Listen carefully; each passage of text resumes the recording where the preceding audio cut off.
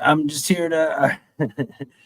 Right now, President Trump is speaking live. I'm not trying to really say too much. I'm just trying to get to the live press conference and ceremony. It's him signing a bill for the Genius Act. So let's get over live to that. Thank you. Let's go.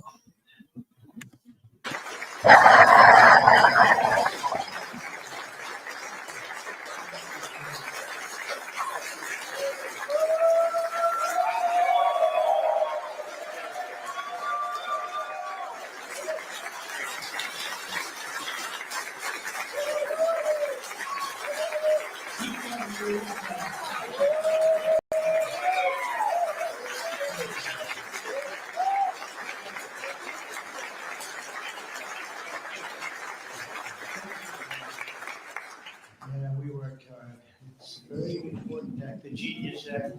They named it after me. This is another act.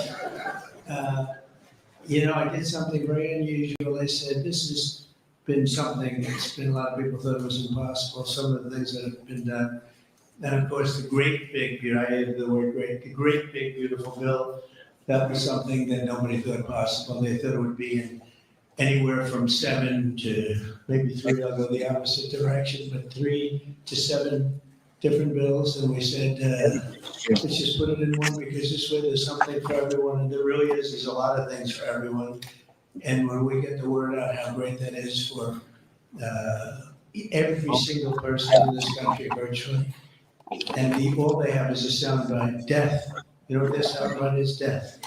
Aren't they nice? They are the most incompetent people. They've lost their confidence. They've lost everything, if you think about it. But Jasmine Crockett is on her way. She's on her way. She's the new star of the Democrat Party, Jasmine Crockett. They're in big trouble. But I have to tell you, that was great, and this was great. And I'm so tired of making phone calls at 2, 3, 4 o'clock every morning, getting calls from our great speaker. Sir, we have 12. Really do appreciate you, man. I didn't know. 2 o'clock in the morning. We have 12 partners. The good news is I call up. Hello, Jim. How are you? See, you have my vote. Sir, you have my vote. I really they just want a little love. Unfortunately, it's always the same 12 people. It's 5 seconds.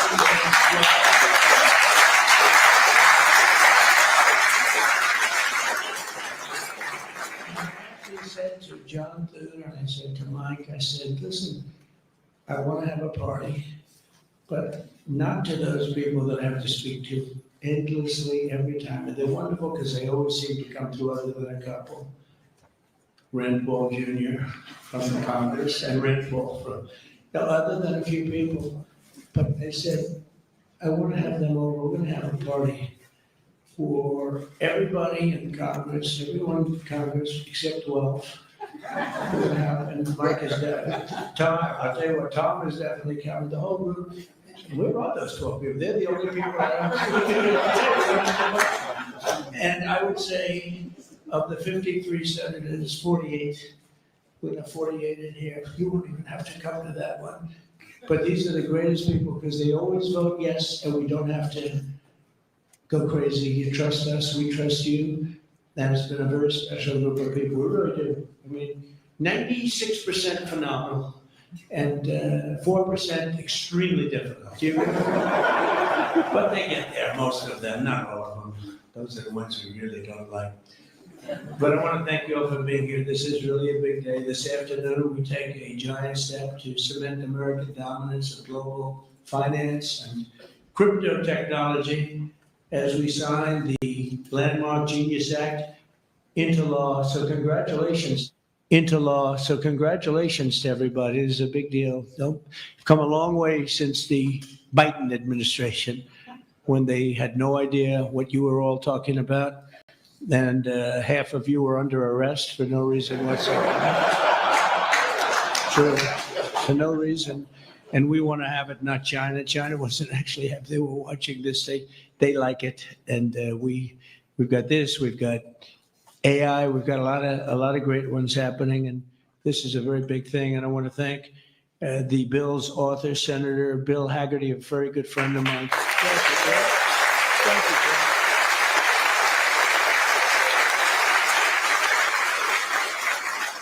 He's a great guy. He's a great guy. He's a very handsome guy. Looks great. He's got the whole package. But, you know, I got to know him. He was ambassador to Japan. And we had a little problem with Japan on trade. But he was my ambassador to Japan. And I went to Japan, and he is speaking fluently Japanese. I said, did you learn it as a child? No, I just learned it over the last 4 or 5 months.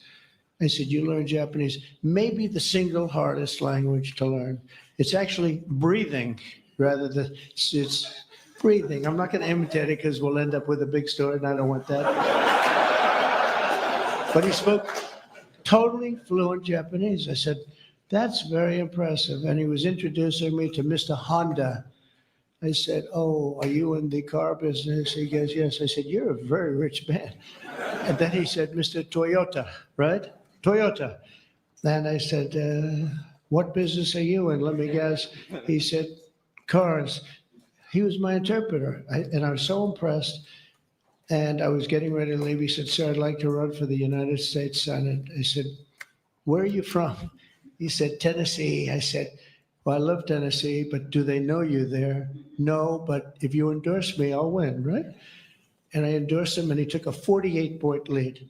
And they didn't know who the hell he was. And he's turned out to be a great senator. And now they all know who you are.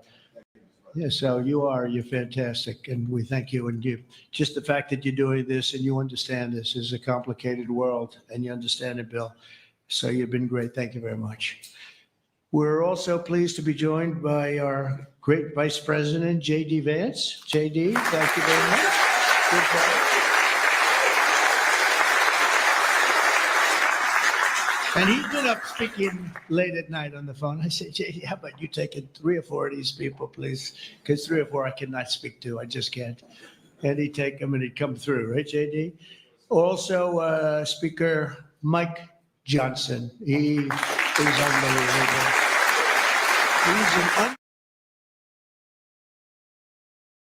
You keep at this pace. You can't keep it up for another 200 days. But I will tell you this, if you keep up this pace for another week, you go down as the greatest speaker in the House in history. So one more week. Who needs Tip O'Neill? Who needs Tip O'Neill? He's better looking than Tip O'Neill, too. But no, he's been going at a fervent pace. Would you say that's right? Your wife probably says, you are crazy. You've been aging beautifully in front. He's an amazing speaker, a great leader, and everybody likes him and respects him. And that's why we're with a very small majority, like 3. We had a time when we were 1. Remember? We said, we're 1 heart attack away from losing the House. Then we won a couple of seats and a couple of other. Now we have 7, maybe if we're lucky, 7. But we win with, nobody's ever done. I don't think anyone's ever done this before, to win with those small. We had a little help from Tom too, right? And a lot of other people. I want to introduce also Secretary Howard Lutnick, who's been fantastic. You have done a great job, Howard. We've got trade deals coming out of our ears, right? We got so many trade deals. They're all calling so many, and I really mean this too. It's like, how do you deal with so many? But, I always say when we send out the paper, that was a deal. They don't want the fake news doesn't want to hear that. When I send out the paper that you're paying 35 or 40% tariff, that's a deal. Then they'll call and see if they can make a little bit different kind of a deal, like opening up their country to trade. In some cases, they've never been open, but we're doing well, and we have a couple of big ones to announce pretty soon, right? Could almost do it today. Maybe we'll say it. Maybe later on we'll do it. Senator Bernie Moreno, a great victory. Bernie had great victory. A great victory. That was one of the truly tough races. A lot of people weren't sure anybody could win that seat, and you won it in easy fashion, right? We won it together when you think of it. But you won it in easy fashion. You did a great job. Great guy. House Majority Whip. This is a great leader, Tom Emmer, a great politician and leader. Really good. And I like his wife even better. His wife is, she's the boss, but you are married to a fantastic woman, huh? And he knows that, and he likes hearing it, because some people don't, they say, sir, could you please stop saying that my wife is better than me, sir? Those are guys that don't usually end up with a good marriage, He's got a great marriage. So thank you, Tom. You really are a fantastic leader and representative. And Representatives Troy Downing, French Hill. Where's French Hill? Where is French? You have been so great. Thank you, French. I spoke to him a little late when he was walking down the hall. I said, French. He said, I'm there, sir. You are great, great, great guy. Everyone respects you, French. You know that. Bill Heisinger. Bill, thank you very much. Thank you very much. Good job. Dan Muser, I thought he was going to become the next governor of Pennsylvania, but he likes Congress better, I guess, huh? So, but I think you're terrific, and, I would have always been behind you. That I can tell you. Tim Moore. Tim, thank you, Tim. John Rose. John? Hi, John, thanks. Good job. Brian Stile. Brian Stile. Still young. Still nice and young. That's good. G.T. Thompson. G.T. Thank you. Andy Barr, good friend of all of ours. Thank you, Andy. Monica De La Cruz. Monica, she's here someplace. Thank you, Monica. Thank you, Monica. Mike Paradopoulos. Mike, thank you, Mike. Good, good. Mike Lawler, Mr. Salt. Well, it should guarantee your district. I mean, you worked hard for New York, right? And you're on television, I'm on television, so this should be good for a couple of points. But without you and your couple of friends from New York, that wouldn't have happened. That was not easy, right? Congratulations. Great job. Anna Paulina Luna. Anna, who is so great. I don't, even if she's here or not here, I want to tell you that she has been so great and worked so hard to make sure we got it approved. Ralph Norman. Ralph? Ralph? What happened to Ralph? Nick Begich. Nick, thank you, Nick. Good job. Good job. Good votes. I just saw a great poll on you, huh? Very good. Congratulations, Nick. Andy Ogles. Andy, who's a terrific friend. Beth Van Dyne. Beth, thank you, Beth. Great job. Thank you. Thank you very much for the great support. Roger Williams, a great baseball player, who also had to take a bullet, unfortunately, but he is a great guy. He was involved in that whole catastrophe, but he's fantastic and has been from day one, along with a lot of other people that I won't call out because I have no idea where the hell you are. I think I saw Jason here somewhere. Where's Jason? Oh, it's lucky I called him. Ooh, lucky. They didn't put your name because I invited you at the last moment, right? He was over there doing some business in the White House. But you've been incredible in your position. Nobody knows more about taxes and finance than you do, so we appreciate it, right? Is that true, Howard? It's true. Thanks, Jason. Great job. And you'll help out with that other matter. You make him so strong and powerful, right? Along with Deputy Secretary of Treasury, Michael Faulkender. Where's Michael? Good, Michael. How are you? Good. You'll help out over there, okay? And Ambassador Ken Howry. Ambassador? Thank you, Ken. Great job, Ken. I also want to recognize some of the countless industry leaders here today, including Brian Armstrong of Coinbase. You've done a good job, Brian. That's a big deal. Dave Ripley of Kraken. Thank you, Dave. Jeremy Allaire of Circle. This is a big day. Good job. Good job, Jeremy. Paolo Ardino of Tether. Paolo, thank you, Paolo. Ryan McInerney of Visa. That's a good company. Thank you. Chris Pavlovsky of Rumble. Chris, what happened to your location, Chris? You're always a front row guy. You're just being nice today, I think. How's Rumble doing? Good? Good. If Rumble's doing good, that means Truth is doing good. Truth. That's great. You're doing a great job. Thank you, Chris, very much. Vlad Tenev of Robin Hood. Vlad, thank you, Vlad. Thank you, Vlad. Good. Tyler and Cameron Winklevoss. These are two smart, handsome guys. They got the whole package. They're a Gemini, but they have the whole package. They have a lot of things, actually, but Gemini's just the one for today, right? They've got they've got the look, they've got the genius, got plenty of cash, and it's great that you're on our side. You guys are great. I can never tell them apart, but their mother can. I asked, can your mother tell you apart? And the answer is yes, right? Easily, or is it tough for her? Easy, I think. Good. You guys have been great. Thank you very much. Great to be with you. Let me say the entire crypto community, for years, you were mocked and dismissed and counted out. You were counted out as little as a year and a half ago. But this signing is a massive validation. And even before this signing, over the last year and a half, I think your stuff has gone up more than any stock, or just about more. A couple of stocks that were pretty good, I will say. But you have certainly, as an industry, gone up more than anybody. Nobody's gained the respect in such a short period of time. But this signing is a massive validation of your hard work and your pioneering spirit and your ability to never give up, because a lot of people would have given up 2-3 years ago. So I want to thank you for contributing to the incredible strength of America. This is going to make it stronger, and congratulations on this incredible achievement.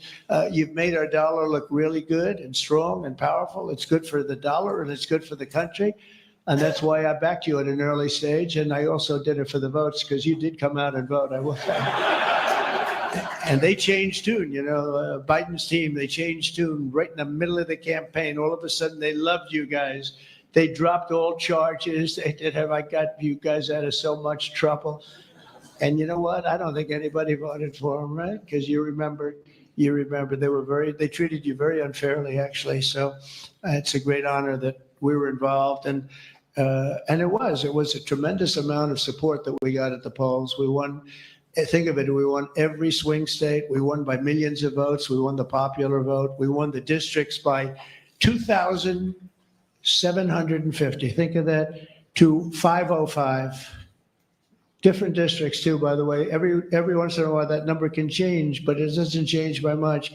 The map was almost totally red, and you guys were with us right from the beginning. Exactly 1 year ago this month, many of you were with me in Nashville, Tennessee. Do you remember that day, right?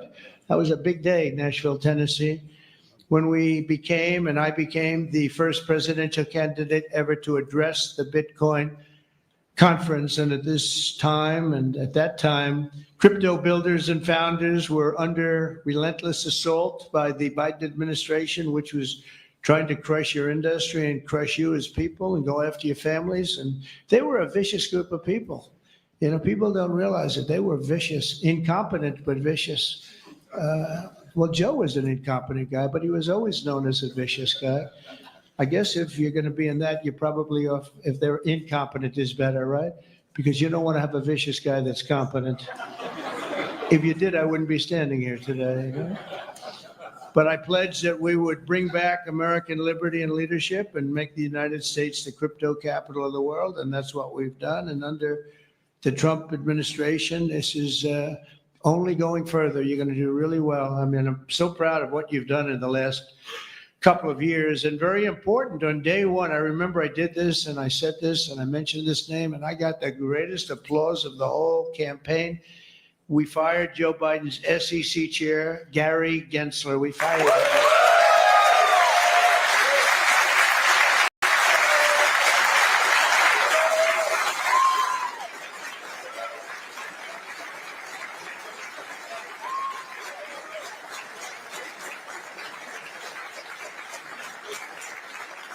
But I remember I was making a speech, and it was just a line in speech. And I said, and I will fire Gary Gensler. The place exploded. I said, I finished that one, and I said, what the hell did that guy do? There was a lot of hatred there, I'll tell you. And it turned out, as I got familiar with everything, it turned out you were absolutely right. In his place, I appointed a visionary chairman who wants America to build the future and not block the future. He's going to be unbelievable. He'll go down as one of the greats. And Paul Atkins, where are you, Paul Atkins?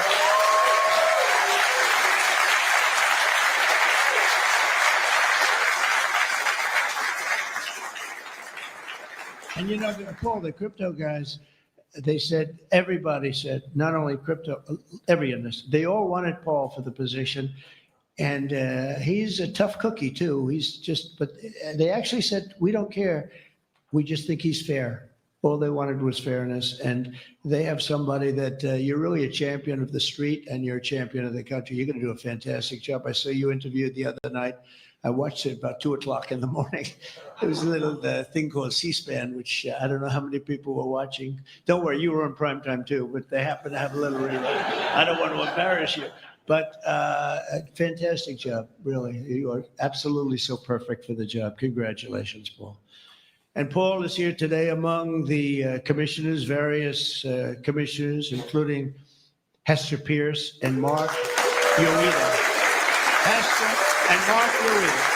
Thank you, Hester. Thank you very much. And thank you, Mark, wherever you may be. Is Mark here? Oh, stand up, Mark. I didn't... Good. Thank you. Good job. Good. I'm glad I gave you a second crack you didn't hear because of the thunderous applause for Hester. But thank you. I heard tremendous things about both of you. Thank you very much. My first week in office, I also established the first ever presidential working group on digital assets. And we have an executive director. Where's Bo Hines? Bo Hines.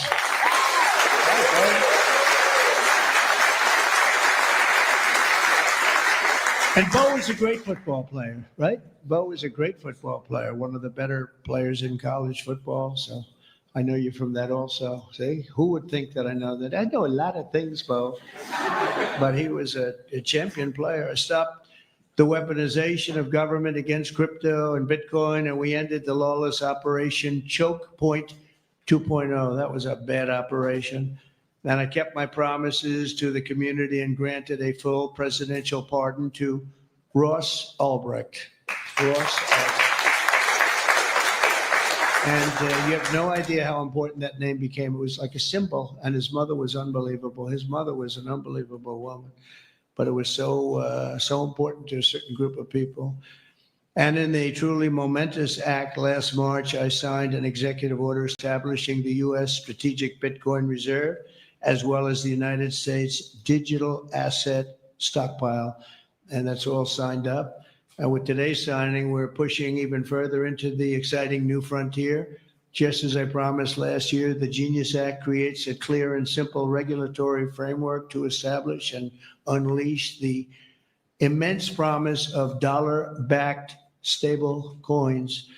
This could be perhaps the greatest revolution in financial technology since the birth of the internet itself. A lot of people are saying that. I don't know. What do you guys think? Yes? If you say yes, I'm saying yes. I think it's great that you're involved, I will tell you. Many Americans are unaware that behind the scenes, the technical backbone of the financial system is decades out of date, many, many years out of date. You know that Paul and others are straightening it out, but payments and money transfers are costly and take days or even weeks to clear. Under this bill, the entire ancient system will be eligible for a 21st century upgrade using the state-of-the-art crypto technology. Who would have thought we would have been saying that 2 years after I really met you for the first time? The Genius Act provides banks, businesses, and financial institutions a framework for issuing crypto assets backed one for one with real US dollars, treasury bills, and other cash equivalents. It's really strengthening the dollar and giving the dollar great prominence. And, you know, you have this little group called BRICS. It's fading out fast. But BRICS is, they wanted to try and take over the dollar, the dominance of the dollar, and the standard of the dollar. And I said, anybody that's in the BRICS consortium of nations, we're going to tariff you 10%. And they had a meeting the following day and almost nobody showed up. They said, leave me alone. We didn't want to, they didn't want to be tariffed, did they, Howard? So it's amazing. No, we're not going to let the dollar slide. If we have a smart president, you're never going to let the dollar slide. If you have a dummy, that could happen. Like the last one, he would, if you ever asked him about the dollar sliding, he would have no idea. But we can't let that ever happen again. Consumers, vendors, and people all over the world will then be able to use those stable coins for ultra low cost transactions that are cleared and settled in a matter of seconds rather than weeks and months. And it's really an amazing thing. And with the privacy, flexibility, and decentralization of cash, this revolution has the potential to supercharge American economic growth and empower billions of people to save and transfer in U.S. dollars. It's really all backed by the dollars. It's really a great thing. And a lot of, we had a lot of Democrat support. I have to tell you that. I was shocked anytime you get one but we had a tremendous amount of Democrat support, which we appreciate, and which just shows you that you're doing the right thing. This will increase demand for U.S. Treasuries, lower interest rates, and secure the dollar's status as the world's reserve currency for generations to come. The reserve currency is so important. If we lost that, that would be like losing a world war. We can never let anyone play games with us, and that's why when I heard about this group from BRICS, 6 countries basically, I hit them very, very hard. And if they ever really form in a meaningful way, it will end very quickly. I will tell you, for them, they won't be gone very long. I don't think they'll even do it. They're virtually afraid to meet. I also remain fully committed to my pledge never to allow the creation of a central bank digital currency in America. It won't happen. My first.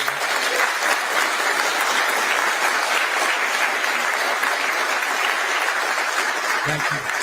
And the other night, I will say, with some of the congressmen and women, they wanted that so badly. That was so important to them. I was impressed that they knew what the hell it was, to be honest with you. Please, sir, please, the central bank digital currency. Well, you have to make sure, sir. And I'm saying, what do you know about that? It's amazing the knowledge that people have gained all of a sudden. We had a lot of problems with some of them. I said, we've already got it from the Fed, right? From Commerce and from an executive order. You don't need it a fourth time. Sir, we have to get it. It's amazing. But they knew their subject, though, didn't they, huh?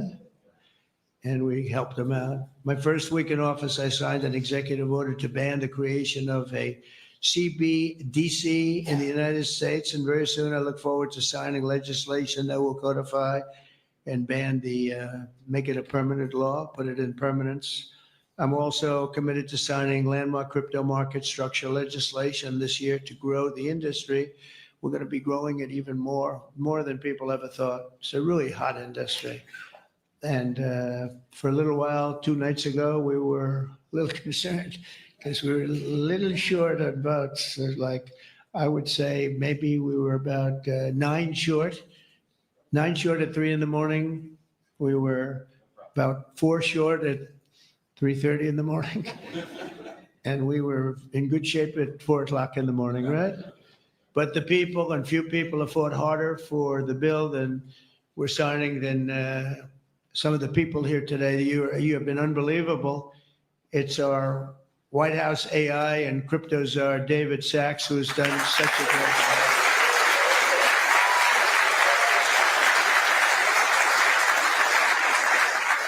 And he has a show now, become a showman, but a couple of years ago, it's probably 2 years ago now in San Francisco, and I did his show. And I heard he's a very smart guy, and we had a great show. You've kept it going a lot longer, and is that still your highest rated ever show? Oh, he knows what to say. He knows what. He had a rating that he had millions and millions of people. He said, what's going on? But we had a great show. And I said, that guy's really smart. I said, if I get elected, I was running at that time. If I get elected, we're going to bring him into government in some ways. He's worth a fortune. He's made a lot of money. He's a very rich billionaire, but this is more important, isn't it? This is me too. It's like, doesn't matter. This is much. I know Howard and I talk about it all the time. Howard could go back to his wonderful brokerage firm, hire 1 or 2 people, and it's not the same as what you're doing, right? We're doing the biggest deals in the world. Actually, the deal we're doing now in tariffs is the biggest, when you add it up, the biggest deal ever made in history. It could be 1,000 IBMs. I mean, if you think of it, it's the biggest deal ever done. So it's hard to go back to a brokerage firm and, make $79,000 commission on the sale of a stock, right? So, but I want to ask David. So David's been fantastic. He's done an incredible job. And I'd like to ask David to come up and say a few words. Thank you very much.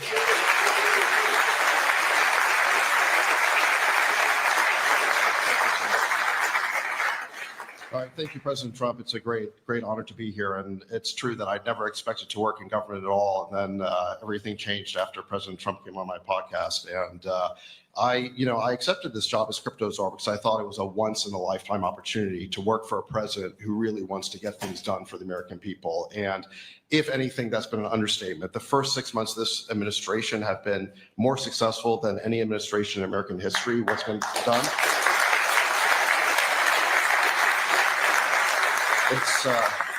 It's just been incredible. President Trump has worked at tech speed. We're used to working fast in Silicon Valley, but even this is fast for us in Silicon Valley, the speed at which you move, President Trump. It's really incredible. And now today, you have another historic legislative achievement that is a monumental step to fulfilling your promise to making the United States the crypto capital of the world. This Genius Act will unlock American dominance in the crypto industry by creating clear rules of the road. It will update archaic payment rails with a revolutionary new payment system, and it will extend U.S. dollar dominance, like you said, globally, by creating a digital dollar that people all over the world can use. And for every digital dollar in a crypto wallet, there'll be a traditional dollar in a U.S. bank account, which will create trillions of dollars of demand for U.S. Treasury. So that is the power of this bill, is U.S. dollar dominance. This is a huge promise made and promise kept by President Trump. And there's just a few other people I'd like to thank. First, my family for being here. Thank you.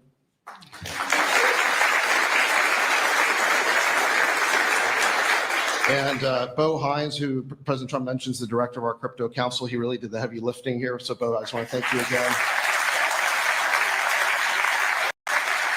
And my chief of staff, Tracy Johnson, as well, who also does the heavy lifting. And Bill Haggerty and French Hill and all the congressmen and senators who have already been mentioned by President Trump. So I'll save the time, but it was really been an honor to work with all of you. This was really a team effort. But most of all, I want to thank President Trump for accomplishing what nobody thought was possible. And it's true that just earlier this week, the media was reporting that this bill was dead. This bill was dead. And then the media didn't know one thing, that we had a secret weapon. We have a deal maker in chief. And thanks to President Trump, he stepped in and saved this bill. And it's because of your vision, your leadership, your determination, your skill that we're all here today. So thank you very much, President Trump.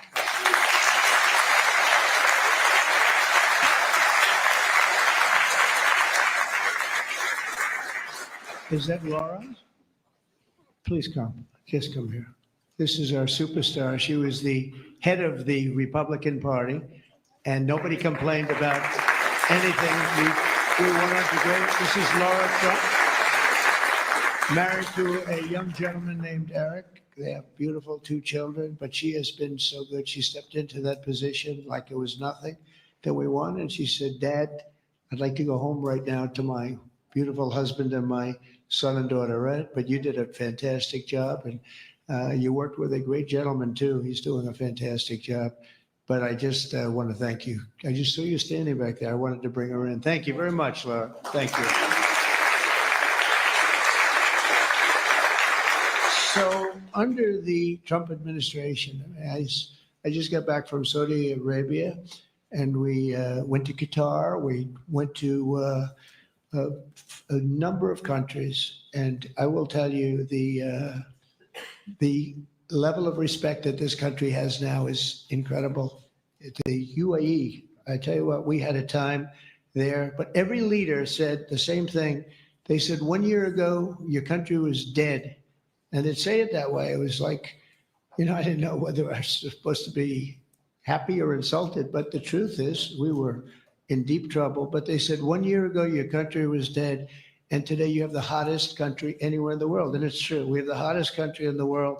We had a country, we were a laughing stock with the borders, people pouring in. Can you imagine last month, in the month of June, actually, 0 Now, I don't even believe that, zero, because you have hundreds of thousands pouring in, and then all of a sudden it's zero. But they have it down as zero, and very liberal people take that particular toll. It's a liberal group, so they're not giving us any favors. They had zero people coming through our border. Can you imagine that? From literally hundreds of thousands and millions pouring in from all over the world. They came from all over the world. They came from prisons, jails. They came from mental institutions, gang members. There were gangs. They came from all over the place, from every country. They came from the Congo in Africa, a lot from the Congo.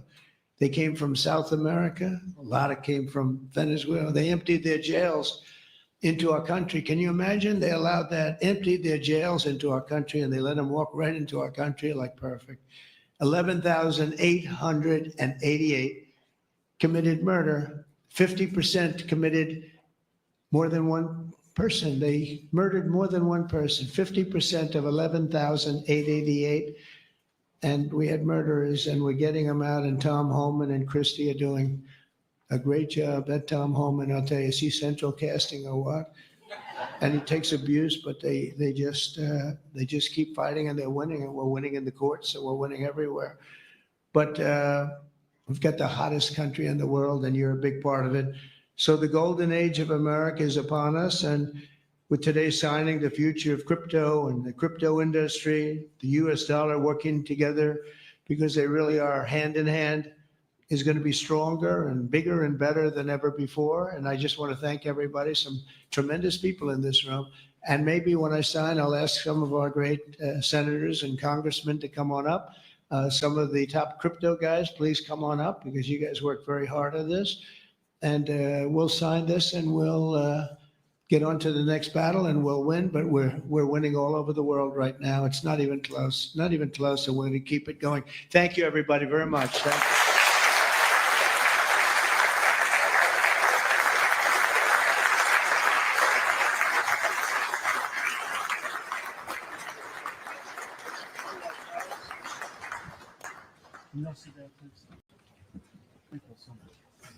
Sit down. When? Yeah.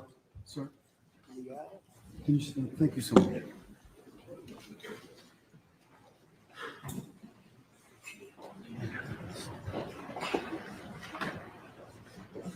This is not an auto pen, by the way, which is a big scandal. If that were a Republican, it would really be a big scandal, but it is one of the great scandals of our time. Thank you very much, everybody.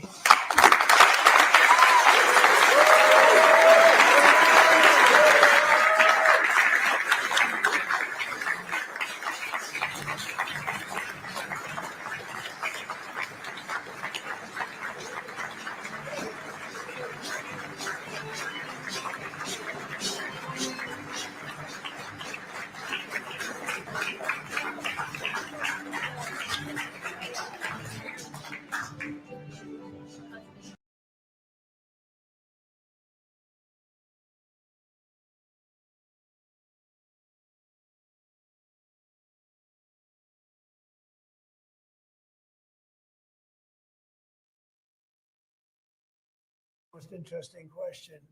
I think it'll be a staggering amount to be the G8, and then these people throw them out. And I was arguing with Trudeau and with numerous of the people. Actually, Prime Minister Abe, a great man from Japan, agreed with me 100%, and some of the others did too. But I This got is there from in when we were 67, as you sleeping know. last They night. had already been terminated. I think it would have been very helpful, and it still would be helpful to have Russia be a part of that mix. And I think if they were, I don't think you would have had the problem that you have right now. Russia is part of the G20. They kicked them out, of course, because they illegally annexed Crimea. I mean, how would you have responded if Russia invaded or Well, you know, they took Crimea during Obama. They took, well, now they're looking to take the whole thing. Then they took a big chunk of land and people, as you know, during Bush. And now they're trying to take the whole thing during Biden. You know, the only one that didn't give them anything is Trump. They never took anything with Trump, nothing, not 2 inches of property of land. But Crimea was Obama. And then Bush gave them a lot, you remember? And then, in fact, it's a sort of a standard little phrase, and Biden's giving them everything because this is a war that shouldn't have been had. And the only one that didn't give them anything is Trump. It's the way it is. What's the message from Wall Street about these tariffs? So there's been some nervousness on Wall Street about the impact. So, I mean, there hasn't been very much, and I think it's going to make the United States stronger, and in many ways, it could make other countries stronger too. You know, other countries want to have a strong United States. They want to have a strong America, and I think it's going to make us very, very strong, much stronger. And we have a lot of work we're doing on the military. Our military already, I've authorized some contracts to be built that are very substantial. We're building the greatest equipment in the world. We have the greatest military equipment in the world. We're building it. At some point, when things settle down, I'm going to meet with China, and I'm going to meet with Russia, in particular, those two. And I'm going to say, there's no reason for us to be spending almost $1 trillion on military. There's no reason for you to be spending $400 billion. China's going to be at 400 billion. We're at $1 trillion. We're going to be at close to $1 trillion. And I'm going to say, we can settle this on, we can spend this on other things. We don't have to spend this on military. And I'm going to be meeting with China. You know, we were trying to de-escalate nuclear, and I was in a position where Russia had agreed and China had agreed we were going to start, and then we had a rigged election, so that never took place. But this one was too big to rig. We won by so much that it was too big to rig. Would it be a China meeting in the United States, or would you travel to China for that? For what? China meeting. I tell people all the time, you know, the question is who's going to have the first meeting, where are you going to, I say this to Putin, to President Xi, I say to everybody, never bothered me, you know, I'm willing to say I'll go first. It doesn't matter. It's the end result that counts. So it doesn't make any difference. When do you want to have a conversation about global defense spending, you, China, Well, I'd Russia? like to have that as soon as things settle down. I'm going to have that conference primarily with China and Russia, because those are the two that really are out there.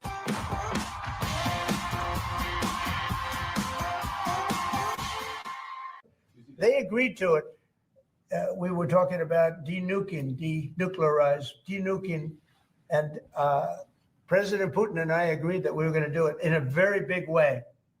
There's no reason for us to be building brand new nuclear weapons. We already have so many. You could destroy the world 50 times over, 100 times over.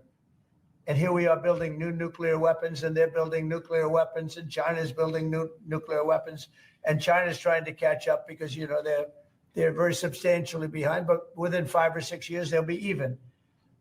And we're all spending a lot of money that we could be spending on other things that are actually, hopefully, much more productive. Hopefully, there'll never be a time when we need those weapons. If there's ever a time when we need nuclear weapons, like the kind of weapons that we're building and that Russia has and that China has to a lesser extent, but will have, that's going to be a very sad day. That's going to be probably oblivion. Do you see that as separate conversations, or do you see one giant summit with you, Xi Jinping, and Vladimir Putin? Yeah, I could see that. Let things calm down a little bit. You know, when I left, we had no Middle East problem. We had no Russia going into Ukraine. They never would have done it. Putin never would have done it. And I came back and we got like the whole world is blowing up. So when we straighten it all out, then I want to have one of the first meetings I want to have is with President Xi of China, President Putin of Russia. And I want to say, let's cut our military budget in half. And we can do that. And I think we'll be able to do it. Elon Musk identifies wasteful spending in the Defense Department, defense contractors, and the like. Are you willing to go after that spending as well? We have to go waste, fraud, and abuse. Yeah, and we're doing that. Could we, I'm just wondering about your conversations on defense spending. Would you want to do that as a trilateral, or would you use the existing body that also already includes China and Russia, the G20? No, it's the people. It's President Putin, President Xi. I don't need bodies. I don't need anything. It's people. It's all about people. It's about relationship and people. And, you know, I've had a good relationship with President Putin. I've had a good relationship with President Xi. It's about people. And I think when things straighten out, which I hope will be in the not too distant future, the meeting I want to have first is a meeting with China and a meeting with Russia on slowing down, stopping, and reducing nuclear weapons in particular, and also on not having to spend the kind of money we're all spending on weapons, military weapons generally. I think my question is, would you have those meetings separately with each of those leaders, or would you try to bring them all together? Both. You start off separately, and that's what was happening. I was dealing with President Putin. We had really an understanding where we were going to denuclearize. What a beautiful term that is, right? Denuclearize. What a great thing if we could do that. And we were going to, he really liked the idea, and so did I. And we had then called China, and China was very open to it. And then COVID hit, and then we had a rigged election. But now there was no rigged election. Now we have an election that was too big to rig. That's what my whole theme was, too big to rig. And they tried, but they didn't pull it off. As part of the reciprocal tariffs, would you also direct agencies to study the impact they would have on prices in the U.S.? No, there's nothing to study. There's nothing to study. It's going to go well. The United States is going to become a very, very strong economically country. Yeah. In the past, you have spoken against BRICS. India is part of BRICS. Do you want to dismantle BRICS, or you want to US want to be part I of don't care, but BRICS was put there for a bad purpose. And most of those people don't want it. They don't even want to talk about it now. They're afraid to talk about it because I told them that if they want to play games with the dollar, then they're going to be hit with a 100% tariff the day they mention that they want to do it. And they will come back and say, we beg you not to do this. BRICS is dead since I mentioned that. BRICS died the minute I mentioned that. And I remember when Obama and Biden in particular, I guess he said that, they have us over a barrel. They don't have us over a barrel. We have them over a barrel. If BRICS wants to play games, those countries won't trade with us. We won't trade with them. And if any trading gets through, it'll be 100% tariff at least. On your What would cabinet, be your- You know what? When they hear that, what do you think they're going to do? They're going to say, look what happened to BRICS. They didn't want to talk about it. They don't even want to admit that they were a member of BRICS. That's what's happened. On your cabinet, sir, we saw Robert F. Kennedy Jr. get confirmed. He's going to come in here and be sworn in. Mitch McConnell has now voted against several of your nominees. He voted against RFK Jr. as the next health secretary, citing conspiracy theories. What's your reaction to that? Well, I feel sorry for Mitch. And I was one of the people that he wanted to go to the end and he wanted to stay leader. He's not equipped mentally. He wasn't equipped 10 years ago mentally, in my opinion. He'd let the Republican Party go to hell. If I didn't come along, the Republican Party wouldn't even exist right now. Mitch McConnell never really had it. He had an ability to raise money because of his position as leader, which anybody could do. You could do it even. And that's saying a lot. But the fact is that he raised money and he gave a lot of money to senators. And so he had a little loyalty based on the fact that as leader, you could raise a lot of money. Senators would call me and they say, he wants to give me 20, 25 million. Can I take it? I'd say, take the money. But he engendered a certain amount of, I don't even call it loyalty. He was able to get votes. But I was the one that got him to drop out of the leadership position. So he can't love me, but he's not voting against Bobby. He's voting against me, but that's all right. He endorsed me. Mitch, do you know that Mitch endorsed me, right? Well, he did You think that polio. was easy? What? He had polio, obviously, and I don't know. I don't know anything about he had polio. Are you doubting that he had polio? I have no idea if he had polio. All I can tell you about him is that he shouldn't have been leader. He knows that. He voted against Bobby. He votes against almost everything now. He's a very bitter guy. And we have a very strong party. And he's almost not even really a very powerful member. I'd say he's lost his power. And it's affected his vote. And, it's one of those things. But in the meantime, Bobby did great, got more votes than anybody thought. And I think he's going to do phenomenally in that position. And everybody else likewise did well. Not only well, they got more votes than anybody thought. Tulsi, look at how she did. She did great. Marco got 99 votes. How about that? Marco got 99 votes. And Marco, by the way, I have to tell you, Marco Rubio's done a fantastic job. He's been a great Secretary of State. They're all doing great. But we're going to have a relationship you would like to have with India? What's the vision for India? India traditionally is just about the highest tariff country. They charge more tariffs than any other country. And I mean, we'll be talking about that, but again, whatever they charge us, we're charging them. So it works out very well. It's a beautiful, simple system. And we don't have to worry about charging too much or too little. But traditionally, India is right at the top of the pack, pretty much. There are a couple of smaller countries that are actually more. But India is they charge tremendous tariffs. I remember when Harley Davidson couldn't sell their motorbikes into India because of the fact that India, the tax was so high, the tariff was so high. And Harley was forced to build, I guess they built, I don't know, that was a while ago, but I think they built a factory in India in order to avoid paying the tariffs. And that's what people can do with us. They can build a factory here, a plant or whatever it may be here. And that includes the medical, that includes cars, that includes chips and semiconductors. That includes everything. If you build here, you have no tariffs whatsoever. And I think that's what's going to happen. I think our country is going to be flooded with jobs. What should consumers expect? Are prices going to go up short-term, Well, long-term? not necessarily. I mean, not necessarily, but I'll tell you what will go up is jobs.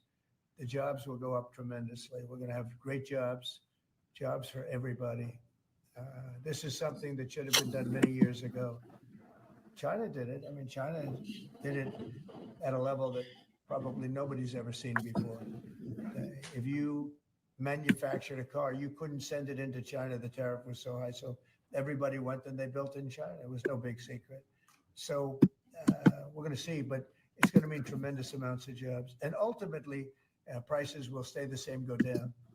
But we're going to have a very dynamic country. But if prices go up, Mr. President, because of these tariffs, who do you think voters should hold responsible? Oh, I think what's going to go up is jobs are going to go up, and prices could go up somewhat short term, but prices will also go down.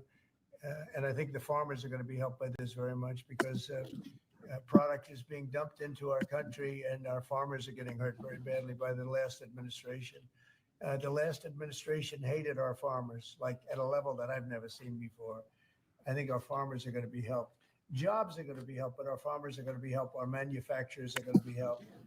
And again, if somebody wants to come in, including the car companies, if they want to come in and build car plants, they'll do it without tariffs, and therefore prices won't go up. There could be some short-term disturbance, but long-term, it's gonna make our country a fortune. So Americans should prepare for some short-term pain. No, you said that. I didn't say that. Well, if the prices go up.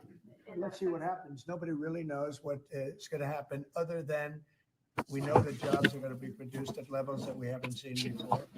We know that we think interest rates are going to ultimately be coming down because of things that happen, and they go hand in hand with the tariffs. But we think that the prices for some things, many things, it could be all things, will go down. Ultimately, will go down. Mr. President, can you explain the timeline here, sir? There's a period of time for a review, a report, 180 days. What's the earliest date that you think tariffs will actually be implemented and executed? Well, I would say, maybe I'll ask Howard to answer that because he's going to be the one that's implementing. What do you think? Our studies should be all complete by April 1st. So we'll hand the president the opportunity to start on April 2nd if he wants. So I think we'll be ready to go on April 1st. And we'll hand it to the president and he'll make his decisions. But remember, if they drop their tariffs, prices for Americans are coming down. Our production's going up and our costs are going down. Remember, it's a two-way street. That's why it's called reciprocal. Spoken to the American CEOs directly about this? Are they calling you and asking? I was looking to many, and many love it. And they say this is going to be the thing that makes our country really prosperous again. And this is going to be what pays down to $36 trillion in debt and all the other things. And this is going to be. Looking to build a chatbot for your website? On Fiverr, you can find AI experts who will quickly and easily develop one to suit your needs. Your concerns with how the EU treats you. Do you have a number in mind on the European Union? Do you have an idea where that number is going to land? Well, what they are now is they have a 20% VAT tax, which we're considering to be similar or the same as the tariff. Plus, they charge lots of fees. And, you know, they're doing something else. European Union's been very tough on our companies. They sued Apple. They sued Google. They sued Facebook. They sued many other companies, and they're American companies. And The kind of numbers are staggering. And the court system over there is not very good to our companies. If you know that Apple had to pay, I think, $16 billion in a penalty, a court case that was really shocking because most people thought they would have won that court case, people that watched it. So they've been very tough. Airlines have called me up and they said, could you help us with Europe because they're charging us so many different fees. I got a call from the head of American, United, and other airlines saying, every time we land a plane, we get just absolutely killed by the European Union. And so they haven't treated us good. You know, we think the European Union is wonderful. We all love Europe, love our countries in Europe, but European Union has been absolutely brutal on trade.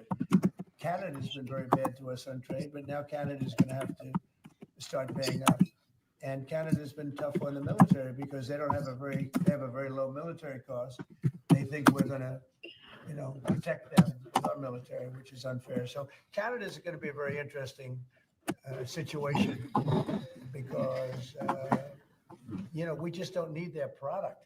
And yet they survive off the fact that we do 95% of what they do. And Canada is just absolutely, I say it, and sometimes people smile and sometimes they say, great idea, but Canada, their taxes would come down greatly. Their security would go up greatly. Amazing things happen to Canada. And really Canada in this particular, why would we pay $200 billion a year in subsidies to Canada when they're not a state? You do that for a state, but you don't do that for somebody else's country. So I think Canada is going to be a very serious contender to be our 51st state. Going with Canada, there was obviously a delay in implementing those tariffs.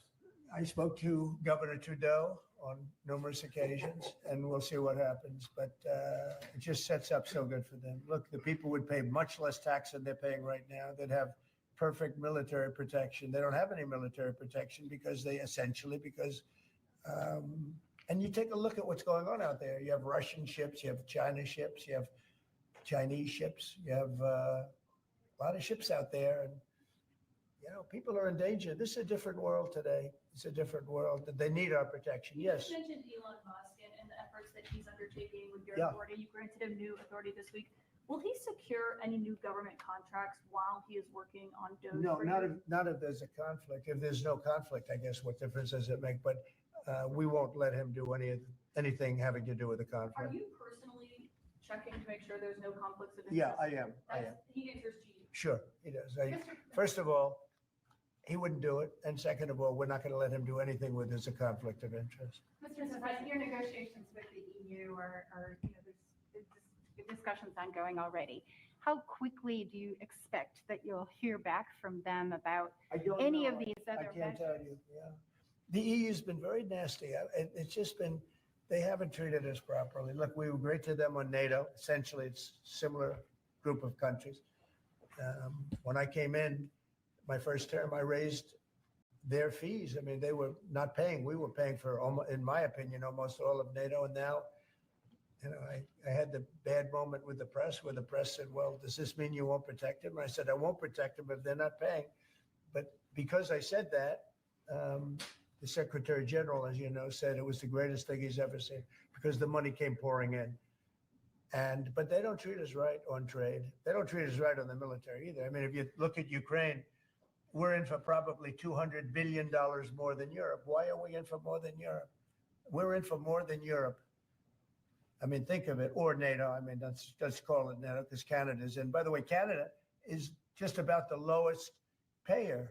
Also, they shouldn't be. They are just about the lowest payer in NATO, in addition to everything else. So Canada's really been taken advantage of. And if they had to pay just something modestly fair, they wouldn't be able to succeed as a country. And that's why I feel they have to become a state. Yes, ma'am. Thank you, Mr. President. Is it your expectation that partners will offer major concessions and that you actually don't end up applying those tariffs? No, I think that a lot of them will stay the same, and whatever they pay, I'll pay. I mean, we'll have a lot of them stay the same. I think some. Look, I heard as an example, EU lowered their tax on cars down to the exact same amount that they were much higher. They were approximately 5 times higher. And they lowered them down to the exact tax that we're charging. That took place like yesterday or the day before. Is that a correct statement? I think so, yeah. Do you expect any exemptions or waivers? I don't expect that, no. This is a simple system, and there wouldn't be any. And in the case of Apple, I gave them a waiver exemption in my first term because Samsung was in South Korea, and Samsung didn't have to pay the tax because it was a tax on China, and Apple makes a lot of their product in China. So I did that because it wouldn't have been fair. But now this applies to everybody across the board. This is a much simpler way of doing it, much better way. Mr. President, you had that major call yesterday with President Putin of Yeah. Russia. President Zelensky responded today, basically saying any agreements they won't accept unless they're made with Ukraine. Will Ukraine have a seat at that table for those Of negotiations? course they would. I mean, they're part of it. We would have Ukraine, we'd have Russia, and we'll have other people involved too. A lot of people, a lot of forks in this game. I'll tell you what, this is a very interesting situation, but the Ukraine war has to end. The young people are being killed at levels that nobody's seen since World War II. And it's a ridiculous war, and it has to end. We had a good talk with President Putin. I had a good talk with President Zelensky, very good talk. And somebody said, oh, I should have called Zelensky first. I don't think so. I mean, we have to find out whether or not Russia wants to make a deal. I know that Zelensky wants to make a deal because he told me that. But I now know that Russia wants to make a deal. Did you ask Secretary Hegseth to walk back his comments yesterday saying Ukraine won't join NATO and won't go back to pre-2014 borders because those are bargaining chips you could use? No, I didn't. Somebody told me that, but I thought his comments were good yesterday, and they're probably good today. They're a little bit softer, perhaps, but I thought his comments yesterday were pretty accurate. I don't see any way that a country in Russia's position could allow them, just in their position, could allow them to join NATO. I don't see that happening. And long before President Putin, Russia was very strong on the fact that I believe that's the reason the war started, because Biden went out and said that they could join NATO, and he shouldn't have said that. As soon as he said that, I said, you know what? You're going to have a war now, and I was right about that. This is a war that would have never happened if I were president. You don't think it's President Biden's fault, not President Putin? I mean, he's the one. I think Biden is incompetent, and I think when he said that they could join NATO, I thought that was a very stupid thing to say. I thought when he said, well, it depends if it's a minor incursion. In other words, it's okay if Russia does a minor incursion. I thought that was a very foolish thing to say. The other thing that got it started was how badly Milley and these stupid people, these bad generals, how badly they did with Afghanistan. I was going to pull out, but we were pulling out with dignity and strength, and we were going to take our equipment with us and everything else. What they're doing is what they did with that. I think Putin looked at that mess and he said, wow, this is a great time. I'm going to go in. But what the Americans said, I'm not blaming Americans, but I will say what they said had a big influence on his deciding to go in. Yeah. When Elon Musk met with Prime Minister Modi earlier today, did he do so as an American CEO or did he do so as a representative of the U.S. government? Are you talking about me? No, Elon Musk. Elon, I don't know. They met, and I assume he wants to do business in India. But India is a very hard place to do business in because of the tariffs. They have the highest tariffs just about in the world, and it's a hard place to do business. No, I would imagine he met possibly because he's running a company. He's doing this as something that he's felt strongly about for a long time because he sees what's happening and he sees how the country is really being hurt badly by all of the fraud, waste, and abuse. Yeah. So how does Modi know whether he's meeting with a CEO or meeting with a representative of your government? Well, he's meeting with me in a little while, so I'm going to ask him that question. All right? I'll ask him that question. Yeah. On auto tariffs, what should we expect, sir? You mentioned obviously steel and aluminum and pharmaceuticals. What are you thinking about auto tariffs? You haven't talked about that. I think autos are coming soon. I think they're all coming more or less at the same time. And it's not going to be a big shock to the system. But what it's going to do is it's going to bring pharmaceuticals back to our country. Much more important than the money. It's a lot of money, but it's going to bring pharmaceuticals back to our country. It's going to bring chips back to our country. It's going to bring automobile. We're going to do a lot more automobile manufacturing in our country. You know, when I did this, when I announced this during the campaign, they were going to build the largest car plant in the world in Mexico. It was almost under construction. It was just starting. And when they heard me make that statement, and they thought I was going to win the election, actually, it was a few months before the election itself. China was building the car plant. It was going to be the largest in the world. They immediately stopped construction. You can see the foundations there. They immediately stopped. When they heard I was doing this, that would have destroyed Detroit. It would have destroyed Michigan. This plant would have taken up more than almost the whole state built. And it would have been very destructive. When they heard me speak, and they said, wow, if he gets in, we're gonna lose our shirt. So they stopped building. That's the impact that tariffs have. Again, you know, I say it, and I say it loudly. It's the most beautiful word, but now I say religion, love, and a couple of other things are more beautiful, because I got a lot of problem with the fake news when they said, oh, other things are more important. God is more important, but these are the words. But I would say it's number 4 or 5. To me, it's the most beautiful. And I'll tell you what, I think really. My daughter receives $1,800 a month for caring for me at home. She's finally getting financial. Makes tariffs really fair. I mean, no exemptions, right? It would be all auto imports? Any exemptions now, because you don't need to. With reciprocal, you don't need to. Mr. President, is Gavin Clegg just arrived at the RS? Fox Radio. Do you have a update on the TikTok negotiations? Yeah, we have a lot of people. Well, I have 90 days from about 2 weeks ago, right? And I'm sure it can be extended, but let's see. I don't think you'll need to. We have a lot of people interested in TikTok. I'm gonna switch over to yesterday's little bill thing, and then I'm gonna call it a day for everybody.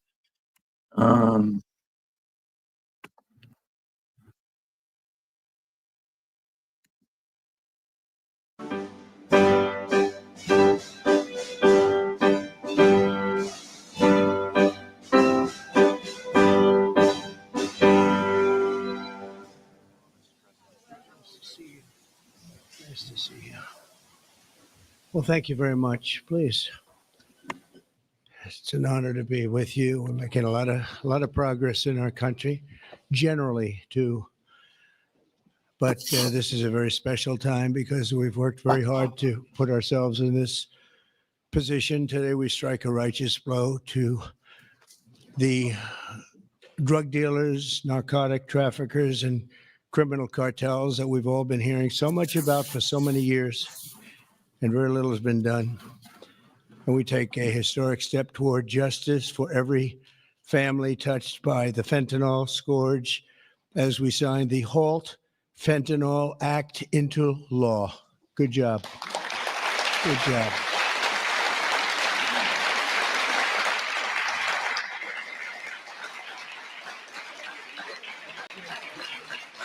Good job. Good job. Thank you very much. With this bill, we are officially and permanently classifying all fentanyl-related substances as Schedule 1 narcotics, which is actually a very big deal.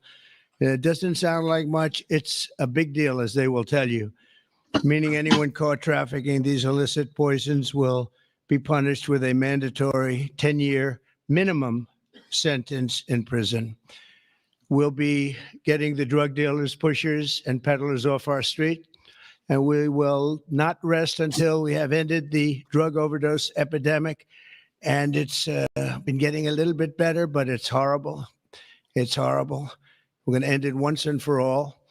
And we're pleased to be joined on this occasion by my future DEA administrator. You're going to be a very important position, Terry Cole. Where's Terry Cole? Hello, Terry Cole. I hope you're as good as they say, Terry. I hope you're as good as Glenn Youngkin says, because it was his recommendation that got you this job. You better do a good job, or I'm blaming Glenn. Glenn, I'm going to blame you if he's no good. And who the hell knows, but I have a feeling he's going to be great. Is he that good? All right, good. You better be good. But it was really, Glenn has had tremendous experience with Terry, and he said he's fantastic. He did the job like nobody that you've seen, and we take your word for it. Thank you very much, Glenn. Also with us is Secretary Christy Noem, who's doing a fantastic job. Where's Christy? Where are you? Christy. Hi, Christy. She is doing a great job with Tom Homan, who's fantastic. He's also central casting. He does serve the central casting role too, doesn't he? And he's a great guy. Special envoy Steve Witkoff. Steve, thank you very much. Thank you. Good job. And we have some good news on Gaza and good news on a couple of things that we're working on at a very high level. But you've done a fantastic job. Thank you very much. My nominee to lead the Office of National Drug Control Policy, Sarah Carter. Sarah, great reporter too. She was a very tough and good reporter, and you've done a fantastic job. So now you'll be able to put all that experience to work. No more criticizing or anything else. You got to do it yourself, and you're going to do a great job, you know, as reporters do on occasion. Thank you very much. Thanks, Sarah. Good luck. Governors Glenn Youngkin, Jeff Landry, and Kelly Armstrong, where are you? Stand up. Great. Hi, fellas. Hi. How are you?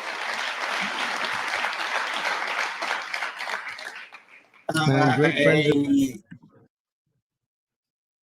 All right, let me turn this here down. All right, what's up, everybody? Let me see my chat.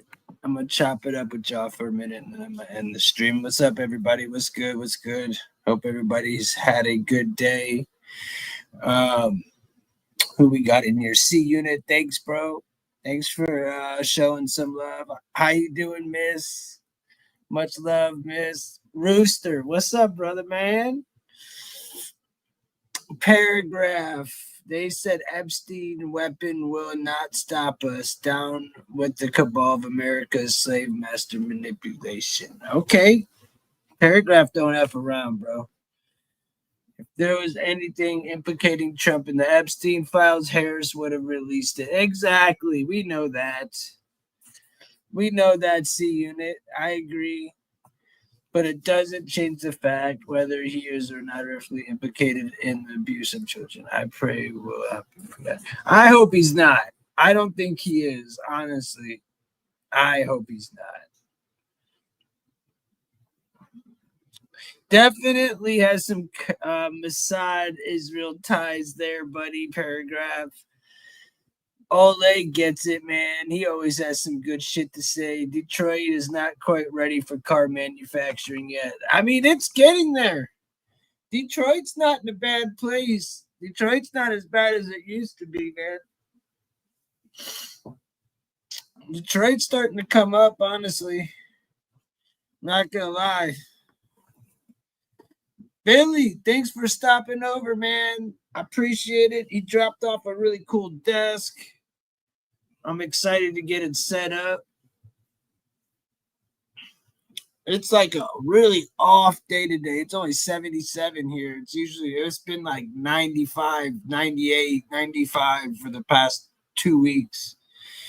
So it's nice to have a little off weather day today. Definitely smoking good, Harry. Smoking good. Smoking good. Smoking good, bro. Anybody else smoking on anything good?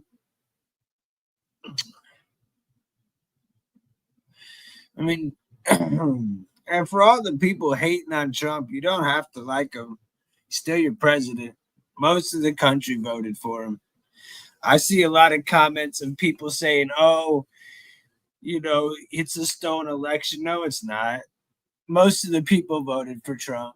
Y'all are like a little tiny bunch of people. Y'all aren't. Most of the people voted for Trump. Like, you guys aren't the big ass crowd that you think you are. Like, we just stay silent. Y'all just the loudest in the chat. But most of the views aren't y'all. Y'all, like, the second that there's some shit talking about Trump, this chat blows up with Trump people. Everybody kind of just sits back and chills until y'all say stupid stuff. Like, it's the same with the damn election. The majority of our country voted for Trump. I don't know why. Like, who are these warriors behind the keyboard that decide, oh yeah, we want to know who Epstein is? Is there like this little gang of people that don't know? Are they just trolling, or are they stupid? They're just a bunch of stupid people. Because any Trump supporter, any truther, most MAGA supporters, most people with a half a freaking brain already know what's going on with the Trump and the Epstein files. And that shit's old news. We've been screaming at the top of our lungs now for almost 10 years over this topic. So for y'all to come out and get all under it, it's funny for us. It's funny because we're just sitting back going, I told you so. I told you. Y'all are stupid. You guys always fall for the dumb shit every single time. Hook, line, and sinker. What's up, Mochi? How you doing? Gregory, yeah, MAGA 2028. It'll be forever because MAGA isn't just Trump. MAGA is not just Trump. MAGA is it's America. It's America's party. Like when Trump is not president, MAGA will still be going strong. There will still be MAGA marches. There will still be MAGA rallies. That's never going to end. So, yeah, he started it. He made a good... his face will forever be in it, but it's beyond that. And if Trump is one of them, MAGA will still be strong. Just Trump will have nothing to do with it. MAGA can denounce Trump if they wanted to. I don't think MAGA is all just dick riding Trump. I think MAGA literally is for America. That's what it's for. Make America great again. I don't think it has nothing to do with anything more than that. But make America great again. I don't think it has to do with Trump and only Trump at all. That's crazy to think that. And my camera broke. I'll have it hooked up, a new one, Sandy. I have a different one. I broke my camera. I got mad playing poker one day. Broke that shit. Yeah.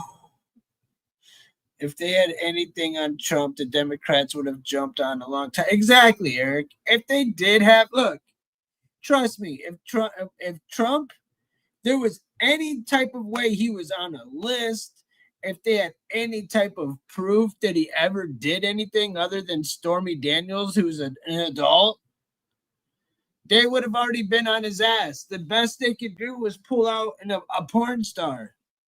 That was their best run at it, was a porn star, and all he did was pay her off. He didn't R her. He didn't do anything. He didn't essay her. He didn't do nothing to her. Besides just do the do and pay her, and then paid her to shut up. I mean, come on. He's a man. He's a human being. Whatever. It is what it is. Stop crying about it. There's worse things that presidents can and have done. Banging a porn star before you're even president isn't one of them. He wasn't even president yet. He wasn't even president yet. That's the felonies y'all are getting him on. On that bullshit, that's crazy talk. But clearly, my president's a felon, so whatever. Rock on. Ask JFK. Hey, look. Poor JFK, man. Poor JFK. Yeah, JFK pretty much tried to say something, even though I still feel like he was partially deep state himself. But yeah, he tried to say some stuff and they took his ass out quick. And of course they're not going to release the JFK file. Why would they? I got food in the oven. I got food in the oven. I got to take y'all with me, dude. I gotta take it out. I can't just walk away. But yeah, sex addict, big time. Oh man, JFK. Wasn't he like banging Marilyn Monroe for a long time? Him and his brother. They were like having their do with Marilyn Monroe. Bill Clinton. I mean, hell, he was getting dumb from getting dumb from damn females in the White House. I mean, it just happens. Shit, Biden sniffed every damn kid and person that he sees that comes by him. He's worse than a stupid dog. Biden's worse than his dumbass freaking dog. Yeah, Monica. Bro, he jizzed on her dress and still denied it. She had to bring her jizz-covered dress to court, and they DNA tested it and found his nut on her dress. That's why it's so funny, because that fucking dress is the picture they found when they raided Epstein's house. They found him all curled up dressed up in a woman's dress, and it was Monica's dress with the jizz covered on it. That's what makes it even funnier about that whole thing. And then what? Now Clinton's saying she's trying to go after Trump for the file? I bet she is. I bet she wants that Epstein file. Who wouldn't? If you were her. Who wouldn't if you were her? It's crazy talk. Yeah, Commander. That dog is the dumbest fucking dog. That dog bit so many damn poor Secret Service members. That dog bit so many poor Secret Service members. It's not even funny, bro. That dog, man. That's my arch nemesis. As longer you watch me, the longer you'll know that I pretty much hate that dog just as much as I hate Biden. I mean, if you were to put them in a room, I wouldn't know what is the dumber. I don't even want to say. I don't know. I don't know who's dumber. They're both the most retarded things in the world. Oops. I knew I was gonna say it. Couldn't think of another word. I couldn't do it. Just is what it is. Trump knows that Americans are stupid. I mean, does he know that, or are we already just stupid? I think everybody knows Americans are stupid. For the most part, most people are stupid. I don't give a damn. But yeah, a lot of people are brainwashed in America. They are stupid. They are. They just want to go along and get along. They really do. They just want to go along and get along. They don't want to know the truth. They just want to get through their day. They turn their head to all this stuff. The majority of the people don't really care. They act like they care, but they don't truly care. The majority of the people don't truly care.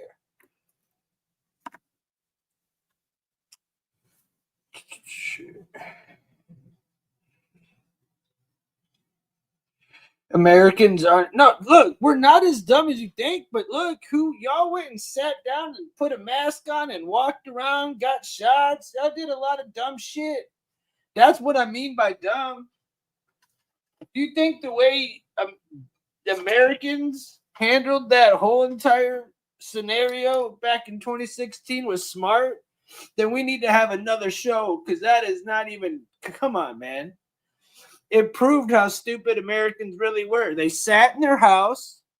They sat 6 feet apart from their own family members in their house with masks on. That's how dumb fucking people were. You're kidding me, right?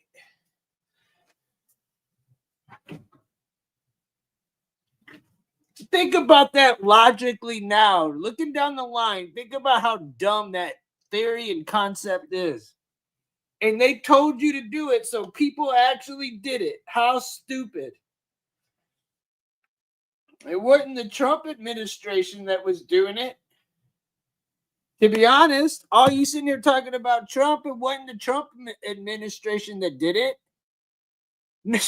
Then why did, hey, Riley, to answer your question fairly, if that's the case, then why did Biden pardon Fauci? Huh? I need the answer. Why did Biden pardon Fauci? If that's true, why?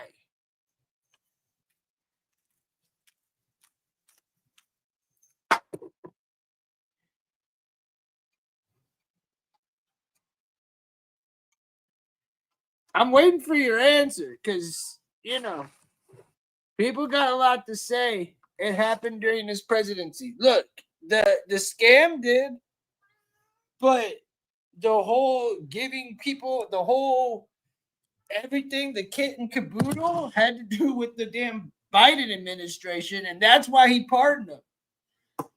Why did he pardon him? Why did he pardon Moderna? Come on, bro. Don't talk crazy, Riley. Yeah, Trump was in on it too. He sure shit was. But come on now, Riley. Speak some truth if you're going to speak it all the way. Definitely needs wind. It's not Windex, bro. It's a broken camera. Oops. It's a broken camera.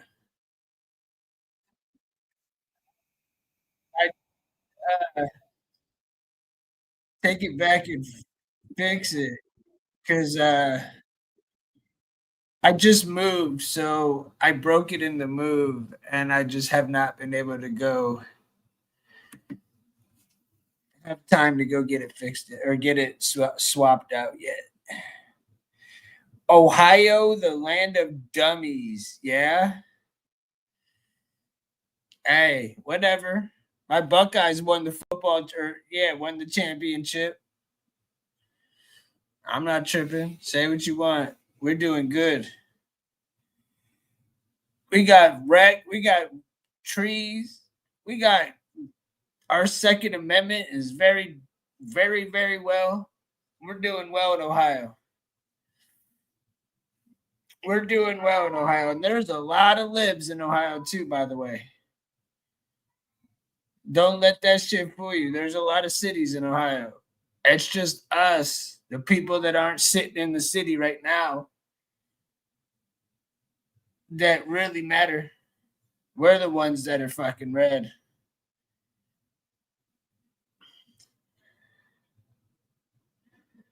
Oh, yeah, some falls my ass, Caroline. There's already fucking proof. There don't need to be false. Why do you need to make something up when the truth's already out there, stupid? Why, Caroline?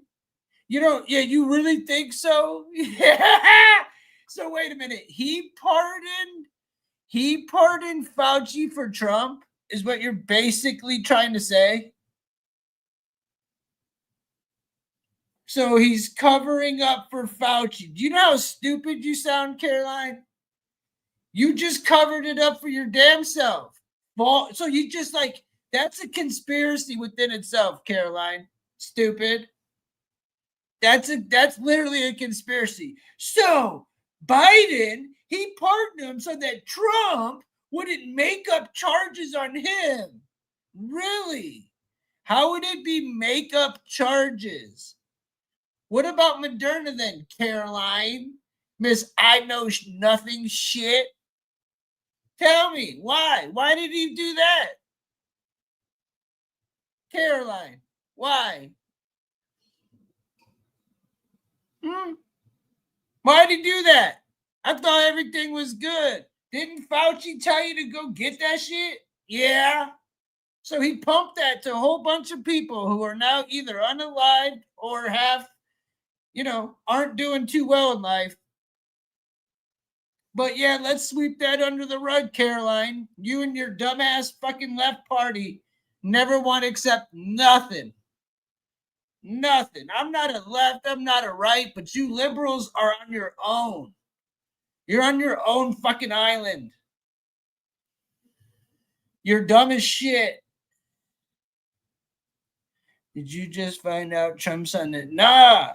Yeah, Trump's probably could be on any list, dick. Nah, I'm not mad at all, Bentham. What type of name is that? Go get effed, Bentham.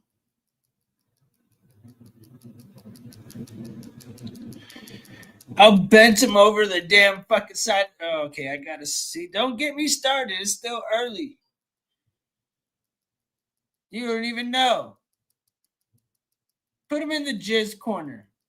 Put him there. He doesn't even deserve to talk. I ain't even mad, bro. You want to see me mad, bro? Am I ranting right now? Piss me off then. Put him in the jizz corner. Fuck him.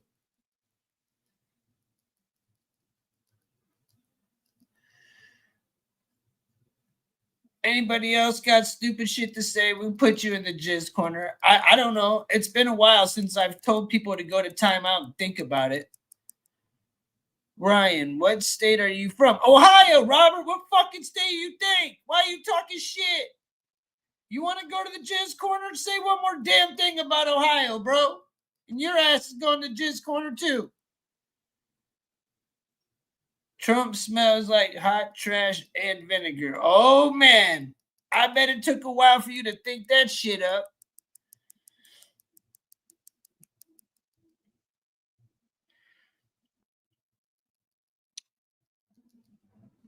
Traitor Trump for prison or hell. Your camera needs help.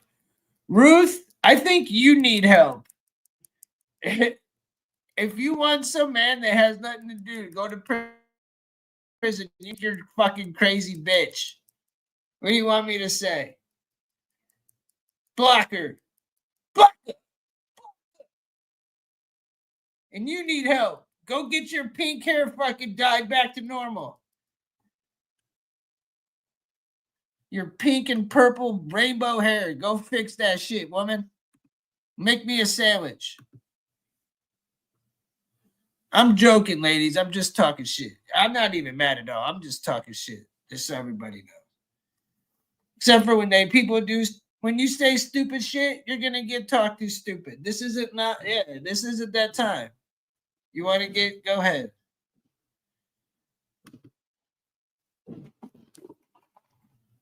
Damn, there's gunshots going off hardcore right now.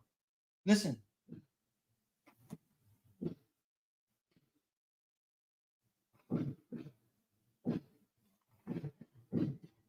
Bro, Bro, somebody's unloading right now. I'm not even bullshit. It's over. Dude, did you guys hear that? Could you guys hear that shit? Am I tripping? Did you guys not just hear that in the live, or did I have to hear that by myself? I'm not even lying. I probably heard just like 12 shots, dude. No bullshit. I literally didn't know what to do. I almost just had to duck in the middle of the live, bro. That would have been crazy, dude. Whoa, what was I talking about? That shit was crazy. What was I talking about? Get me back on topic. I am from Ohio. We voted for fucking Trump. Yeah, Robert. Damn Skippy. Talk shit about Ohio. We are Ohio. I thought you were talking shit, bro. And I broke my damn camera. Cry about it. Listen to the message. F the camera. Dude, I just heard gunshots. Legit. I don't know what the F it's saying, dude. I bet there's going to be sirens or damn cops coming up here in a minute. I can't think of anything else that could have possibly been. It was like boom, boom, boom, boom, boom, boom, boom, boom, boom, boom, boom. Like, what did I just hear? Yeah, trolley blue, dude. It's like blue and purple. Yeah, I got a funny story. I was on 4th of July. I'm with my little 4-year-old nephew, right? And he goes to get we were going to get sparklers. And his mom goes inside and to get the to get the sparklers. I'm sitting there with them and we're joking around and stuff. And she comes back and I had, long story short, is I gave him some candy that he probably might have not been allowed to have, right? And he told on himself. And he's like, but it's your fault, Mom. You were in the store too long. So I had to eat it. I was hungry. He goes, but the pink-haired lady was quicker than you. As soon as she said that, I just started dying. He literally brought up the pink-haired lady because we were laughing at her. Like, this chick has pink hair. My nephew literally said the pink-haired lady. It was great. It was great. Kids don't lie. Slimans, dude. Give me some Slimans right now. Damn, that sounds fire. I want some Slimans. But what else is good? What's up, Poet King? How you doing, brother? Ruben sound good as shit right now. I just made some coffee. I think I poured myself a cup.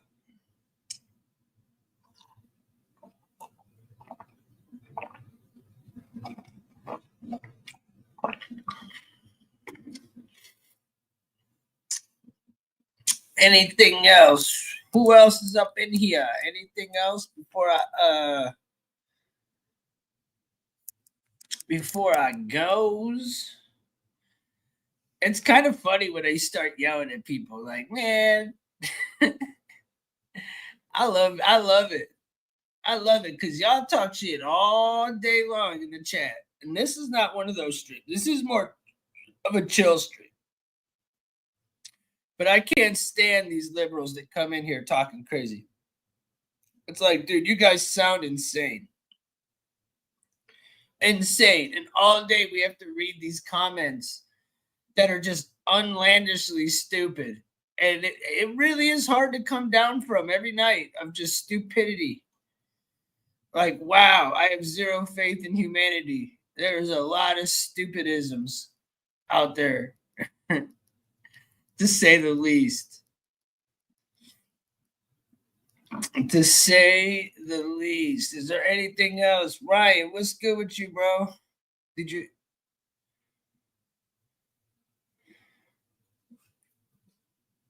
Everybody stop commenting, or am I not on live chat no more? What else do you want me to bitch about? Give me something. Hurry up before I end this bad boy.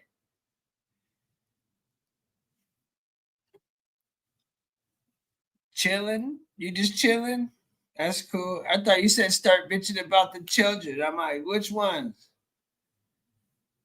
Because, you know, in all of these press conferences, you rarely say, where are all these missing kids?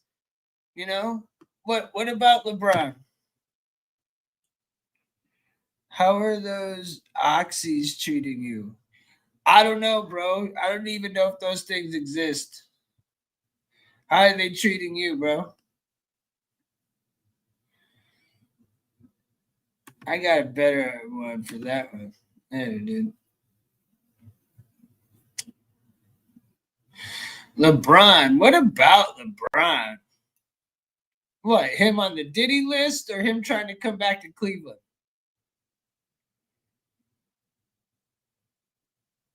Which one?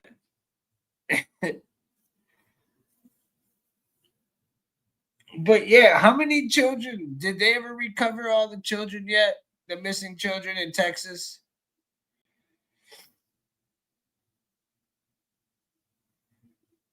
Did they? I don't think so.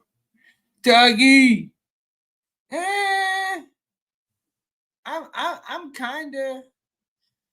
I'm really not. Yeah, of course not, miss. I was waiting for someone to answer. Of course they did it. How come nobody's talking about that? Does anybody care in the chat?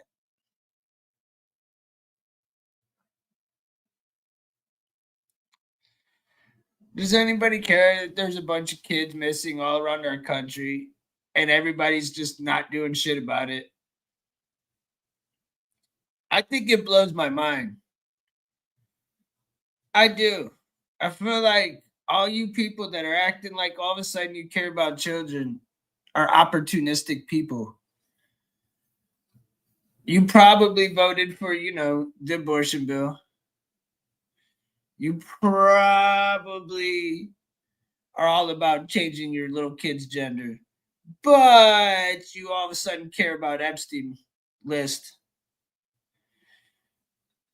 Shit's hilarious to me, bro. I don't know how that two could even go together. 35,000 rescued and left, won't even report it.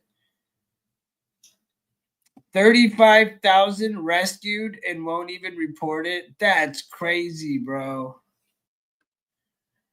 Hey, it is what it is, Dougie. The truth's the truth.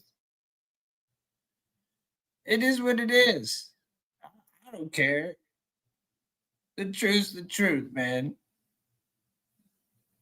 And I am smoking on some gas. I don't know what it is, though. I don't know what it's called, but it's very good. But yeah, man, there's all these children missing. And everybody's bitching about a damn list.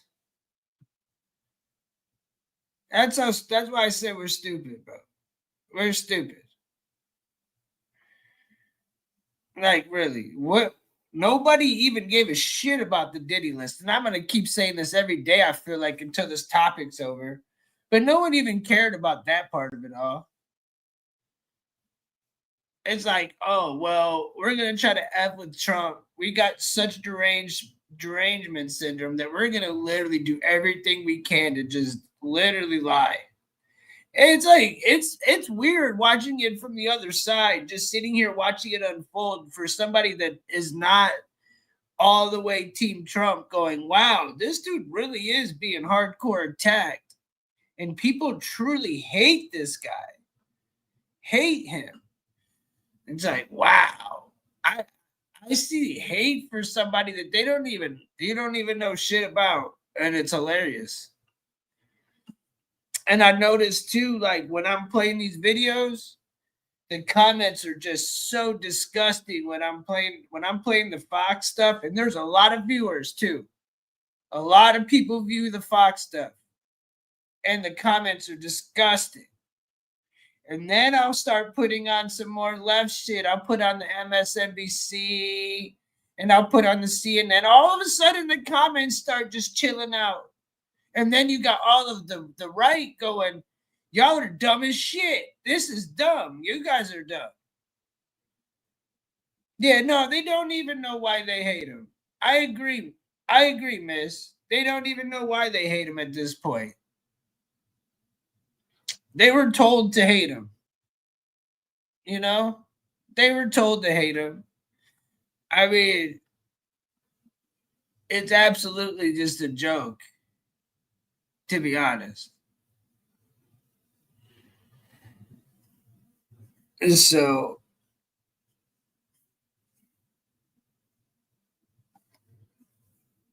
I don't know.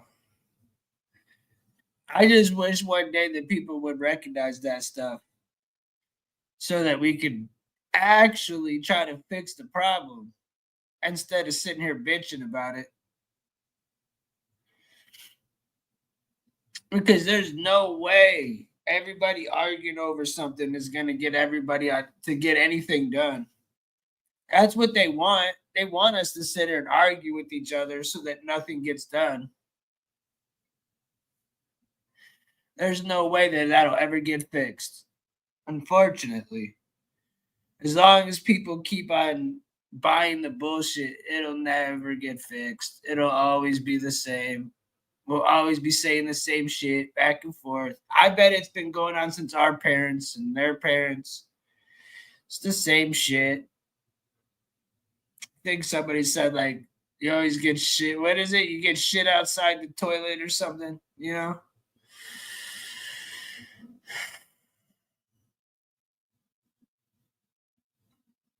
And that's what this shit is. I keep watching this every day going, wow. It's just getting worse and worse. And people are getting dumber. The news is getting crazier. You know, the whole time everybody's going, I'm showing you a press conference talking about us going possibly back to war. And everybody's going, where's the file? Where's the file? We're literally talking about going to war, and y'all are going, where's the file? Where's the file? Where's the file? Like, really? Really? Do you think he's supposed to just stop all world matters just to focus on a file? I don't know what to say, man. Like that, it's hard for me to grasp it all, to think that people are that stupid. That's all. And I apparently they are. The file is a symbol at this point. Yeah, it is. It's another one. And you know what? I get what he means by the hoax. Because I was annoyed when he called it a hoax at first. I'm like, bro, how dare you call it a hoax? But with the hoax is just like the Russia stuff. It's like they're going after him again to rally up their base because they've got nothing. Nothing. And this is going to backfire like everything else does. Everything they do backfires on them. It always has. They're literally, I was watching it, they're taking a page straight out of the book that's already been played.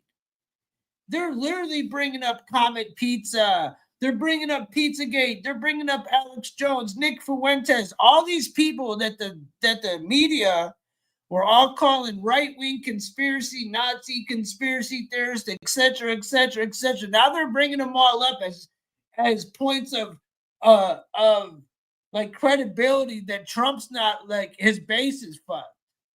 Like, what? Y'all never knew these people. Y'all literally would never bring them up. Now you're using them as sources. That's crazy. That's crazy, dude.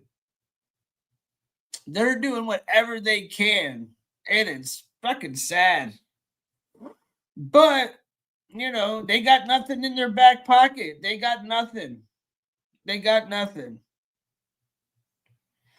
You know, when you got nothing, you got to reach and start throwing for shit, I guess. Like, I don't know. If they started demanding for, like, where's all the kids that are missing right now in Texas? And there was this giant, that's all you saw flying through the chat all day, bro. I would be cool with that shit all day. I'd be like, bet.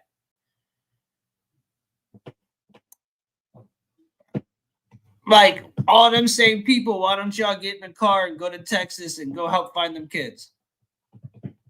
If you care.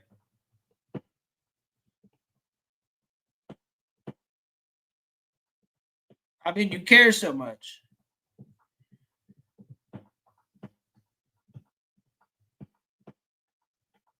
I'm just saying, man. People care so damn much until it has to affect their life.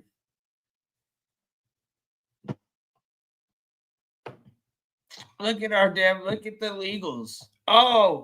We want to keep them here. Yeah, we'll put one in your house, right? That's just like anybody's explanation. Just put one in your house. How you doing, Alicia? They don't want nothing to do with that. Let them all move in your neighborhood. No, they don't want nothing to do with that. So what do you mean keep them in here? Why? What are you fighting for? What do you mean?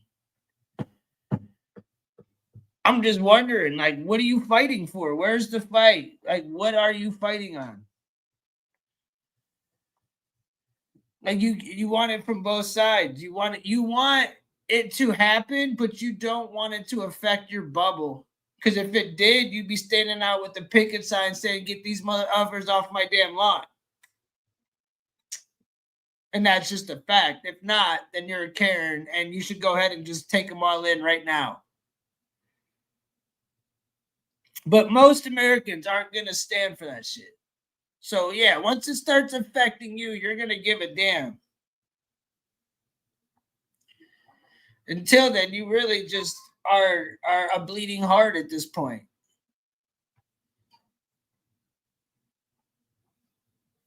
So yeah, nobody wants to do shit about nothing. They just want to bitch and they got all the answers. And I think that shit's hilarious. I really do. I really think that's funny. Who else is in here? Behavior. It is true behavior. I mean, what do you want me to say? You know, I can only do so much. Here I am on my own platform. I'm trying to give y'all information. Now I'm taking the time to talk to y'all, at least to get it out so a whole group of people can see this and try to do something, learn something, do something. I mean, I'm doing what I can. I don't have to do this. I could have ended the stream 31 or 41 minutes ago and been cool with my day, but no, I actually care. I want to talk about this shit. I can't do it through these videos. These videos only just get you to a certain point. But I got to tell you now what we just saw. So, you know, yeah, if you haven't hit the like, hit the sub. People think I'm mad. No, I'm just Italian. I talk fast and loud sometimes when I get excited. I don't get mad. Getting mad is like, bro, if I get mad, you will know I'm mad because I'll start dropping words y'all don't even want to hear. I'm chilling, bro. You can't get me mad right now. It's Friday. It's 5. Like, I can't tell if that says 5 or 5:30, but it's like in the 5s. I got some really good fire flowers from my buddy that I can't wait to smoke on. I'm happy. Yeah, right? Exactly. My mom's the one that told me to stop all that swearing, and she swears like a damn trucker too sometimes. But she told me, hey, you want to do better, you got to stop all the swearing. I'm trying. That's why I'm not TikTok ready yet. Because when I do get excited, I don't know. I still like to swear. There's only certain words, like, you know, when they use the re and then like the other, you know, it's like, yo, I can't think of other words when I'm speaking off the top of my head better than that word. How do I take that out of my vocabulary? That's just crazy. I'm gonna try to learn. Call people like idiots and stupid. That's what I was doing. I had to replace the word with stupid. I've never called nobody stupid my whole life. Like, you're stupid. I never have. But I had to like change it so I didn't sound, you know what I'm saying? Hey, I have to. It's not been easy. I've been trying.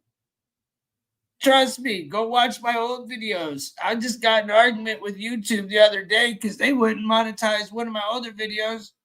That it wasn't suitable. You know what I'm saying? That's way funny. We didn't give no damn, but it wasn't YouTube friendly, I guess, apparently. So, trying to, be a little more friendly, I guess. That's what the Jays want. They want us to be friendly. You know. Apparently. What you guys getting into on this Friday, though? Anything good? Then you're getting friendlier. Yeah, man. You know, I'm trying to be friendlier. You know, you try not to say these words. You're trying to be friendlier, and it's not like you're trying to ever be mean. But see, when you're reading a comment, it's like you're not hearing this person's mouth. You're only reading it how you perceive it to be. So she might have not meant it in the rude, sarcastic. No, she was a bitch. But whoever might have not wanted to use it in a sarcastic and was just trying to be cool. And I read it like, oh, you wanted to be like Robert, I think, talking about Ohio. Like sometimes you just misread things. It's different when you read it. You know what I'm saying? You got to kind of decipher. So yeah, you end up, going off on people that you don't really want to sometimes, and try to get friendlier. But I always have a hard time with stupidity, though. I swear to you, I can't stand it, especially when I read it all damn day long. I swear to you, I've never read so much stupid stuff in my life. People come in and they say crazy things, and they say how bad this topic is, and then they sit there through the whole topic. It's almost like they're demented. Like if I don't like something, I'm out. I'm dipping out. Like I'm goodbye. I'm not sticking around for something I don't like. I don't sit there for an hour and bitch to you about something that I don't like you're doing. To me, I think you actually like it. You're just deep. You're scared to say something. Deep down inside, you love Mr. Trump is what you're telling us. Your hate is so deep that you love him. Without Trump, you wouldn't know what to do with yourself. That's pretty much what you're telling me when I read that stuff. So you're cool with the pedophiles since you're sticking with the Trump team? I never said I was, bro. Never said I was. So for you to just pop it and say that makes you sound stupid again, see? I just got done explaining it. I'm not explaining it to you. I'll just say this, that they all are. And you're cool with it because you didn't do shit about it. You did nothing about it. You just came in here and bitched. What you done? Nothing. I bet you have done nothing. But bitch. So yeah, I support some of the stuff Trump does. For example, like getting rid of these damn illegals. Yeah. Do I support everything? No. I think that should be like that with anybody and any president and anything. And is this free speech place that bans people? Yeah. This isn't, look, bro, this is free speech to a certain point. I run it the way I want to. This isn't about you, bro. If I don't want to read your comment, you're gone. I don't give a shit. Free speech, you can say what you want, but if I don't like it, fuck you, bro. It's my YouTube channel. Go build one. YouTube tells me what I can and can't use, right? And I tell you what you can and can't. If you don't like it, then you're not meant for me, bro. If you can't talk right, then take that shit somewhere else. I don't care. Hey, man, go enjoy dinner, brother. Go enjoy it. But yeah, bro, I stand on free speech, but you be free in here, bro. This is YouTube. They got rules. This isn't a damn democracy. You know what I'm saying? This isn't a fucking democracy, bro.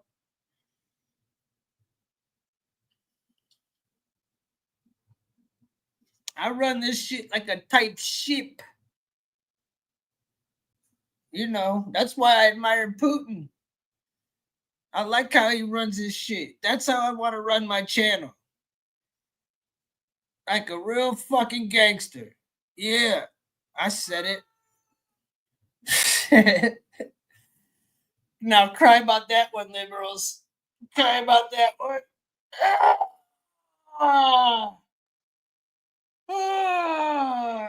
Arnar said, if you don't like Trump, get the hell out of here. It ain't even about that, bro. It isn't even if you don't like Trump, but if you don't like America, then get the hell out of here. I don't care if you don't like Trump, but don't push your damn hate on me. You know, don't push your hate on me. What does your hate for Trump got to do with me? Nothing. Nothing at all. So yeah, no. Yeah, don't use trigger words. That's the other one. Don't use trigger words, and you wouldn't even get erased. But people just like to spell out words like it's fucking like YouTube doesn't have guidelines and shit. You guys are crazy. I'm over here trying to like do something. I ain't trying to sit here and let y'all say stupid shit just to get my stuff not right. Come on. Have respect or leave. It's that simple. I think we let people say more than anybody. That's what people get allowed to say more than anybody on here, dude. As long as you're freaking cool, and it takes a lot to not be cool. We let a lot slide. Like don't use caps. We deleted people that typed out MAGA in caps because we stand on the same rule. And isn't because we don't like what you said. It's because we told you not to say it.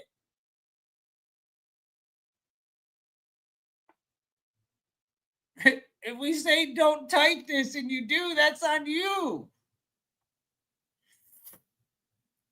You know, Kitty gets it. We are so spoiled. People don't have a clue. They don't. They think they can run up in someone else's chat, talk crazy, and then it's okay. Then it's cool. We're just going to be like, okay, well, it's freedom of speech. Go ahead. Nah, bro. I'm thinking of ways to cut it out to where, like, certain words can't even be said to where it's like, it just doesn't happen. Like I'm gonna try to find a way to where if anybody types in caps, it just gets erased before you even get it off, bro. And then we don't have to worry about it no more. And then anytime you type it, it'll just won't let you do it until you just won't let you do it. Thank God Harris lost. We dodged a communist bullet. Yes, exactly, Ozzy. My God, thank God she didn't win. Literally, thank God. Legit, thank God for that one. I mean, could you imagine if she was running this country? Imagine just having to hear, "What's up, devil? How you doing, buddy?" Could you imagine having to hear that woman's mouth every day just rambling on? Oh my God. I think that'd be the worst part of it all. Is that part. She would be doing so much better. Oh yeah, Rusty, what would she be doing better? Let me know what she would do better. What would she do better, bro? Free speech for me, not for the IS, is on brand for you guys. Yeah, on brand, bro. Go find a channel that'll let you be stupid. That's on brand for you.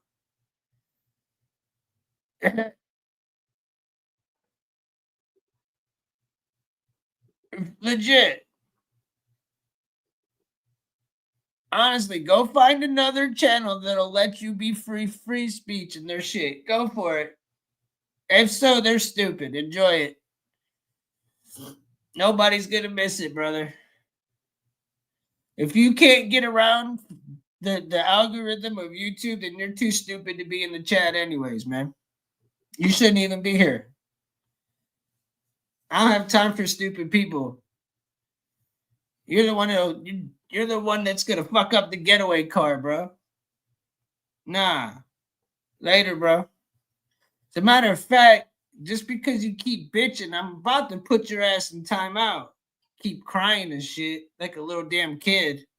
Oh, free speech, you little baby. Cry about it, bro. God. I bet you have a rainbow fucking haircut too, man.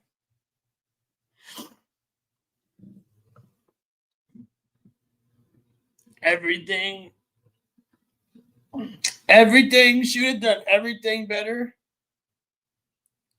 He said everything. Everything.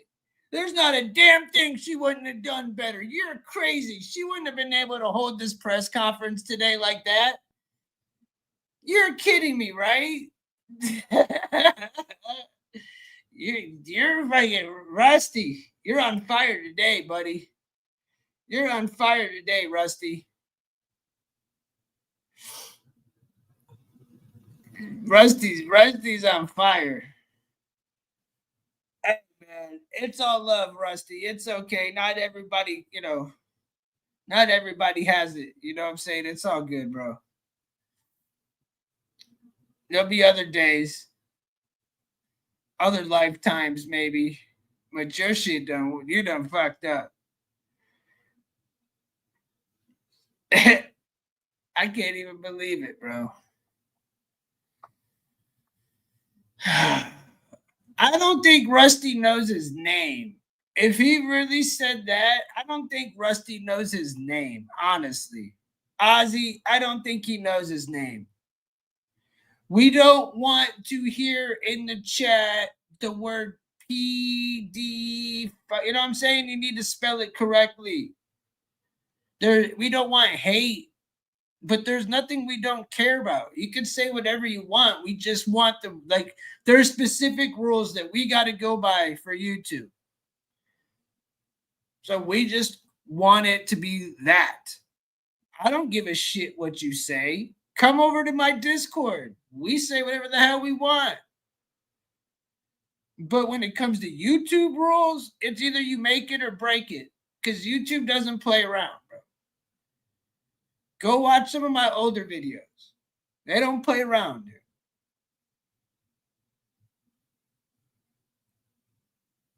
So it is what it is. Like, you got to do what you got to do. And I don't think that anything that we've never stopped anybody from saying like fuck Trump or fuck this or that. We don't give a damn. You could even say fuck Tim. I don't care. I don't even erase people for if they want to talk shit about me, go for it. Right now, talk shit. I ain't going to erase it. I might roast you back. But that's your right. I don't give a damn. But as long as it doesn't affect my algorithm and my channel, I don't care what you say.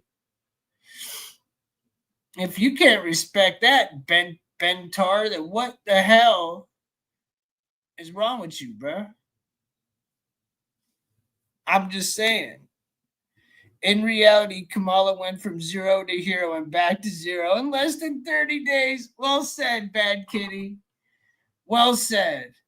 So no talking about the biggest news story of the day and how it's related to sitting president. I just did a 3-hour show about it before I did this. I've covered it every single day ad nauseum. Today's Friday. I've covered it for 5 days straight with nauseum, if not longer. 8 days straight at nauseum. So yeah, there's certain times to go ahead and give that shit a rest. For sure. But I don't even care if you talk about it. But if you start calling them an artist and all these crazy things, and your shit's going to get muted. And it shouldn't even be in. I have to go back and re-put words in because clearly there's new words for new generation. Because the words that people were using back in the day aren't the same words that y'all are using now. So we got to add to our banned word list. Yeah, I said it. I ban words, bro. Clip that shit and put it somewhere. I don't give a damn. Yeah, I ban words. For sure. Make it easy on me, bro. I don't promote hate, man. I just don't promote hate. I don't promote it. So, fuck you. Yep, Fauci's still walking free. Good job. Good job. You like how I did that, James? I don't promote hate, so fuck you. Much love, much love, much love. But we're a little bit past 2 hours. Words hurt, man. Where, mommy? Orange man bad. Orange man bad. Oh.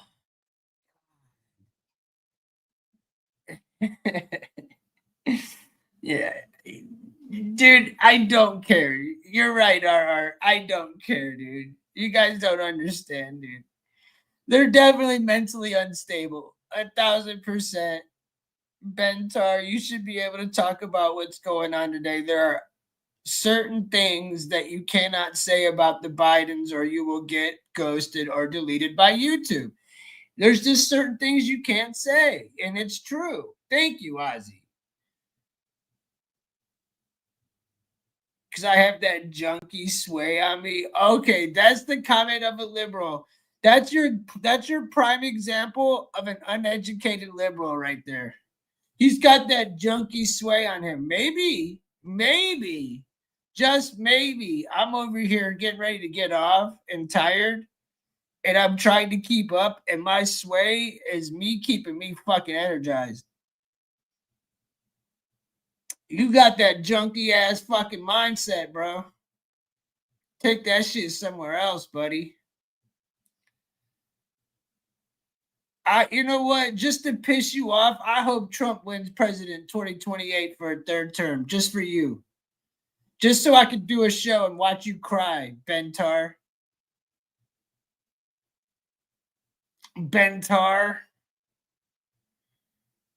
I hope Project 2025 pops off just for you, Bentar.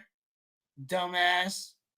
I bet you were one of them people too that cried about it. Bentar.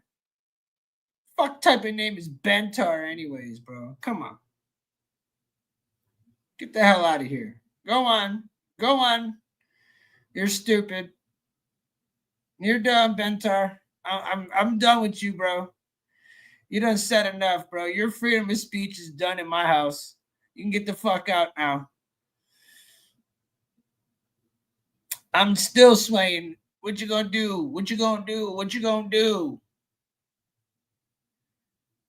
I can't say that word, Roger. I can't say that without getting yelled at. I said it once already. But anyways, man, I love you guys. I hope everybody liked and subbed.